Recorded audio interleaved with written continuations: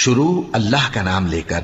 جو بڑا مہربان نہایت رحم والا ہے۔ سب تعریف اللہ ہی کو ہے جس نے اپنے محبوب بندے محمد صلی اللہ علیہ وآلہ وسلم پر یہ کتاب نازل کی اور اس میں کسی طرح کی کجی اور پیچیدگی نہ رکھی، بلکہ سیدھی اور سلیس اتاری تاکہ لوگوں کو عذاب سخت سے جو اس کی طرف سے آنے والا ہے ڈرائے، اور مومنوں کو جو نیک عمل کرتے ہیں خوشخبری سنائے کہ ان کے لیے ان کے کاموں کا نیک بدلہ یعنی بہشت ہے جس میں وہ ہمیشہ رہیں گے، اور ان لوگوں کو بھی ڈرائے جو کہتے ہیں کہ اللہ نے کسی کو بیٹا بنا لیا ہے۔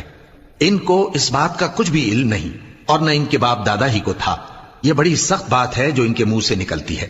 اور کچھ شک نہیں کہ یہ جو کچھ کہتی ہیں محض جھوٹ ہے۔ اے پیغمبر، اگر یہ اس کلام پر ایمان نہ لائیں تو شاید تم ان کے پیچھے رنج کر کر کے اپنے تئیں ہلاک کر دو گے۔ جو چیز زمین پر ہے ہم نے اس کو زمین کے لیے زینت بنایا ہے تاکہ لوگوں کی آزمائش کریں کہ ان میں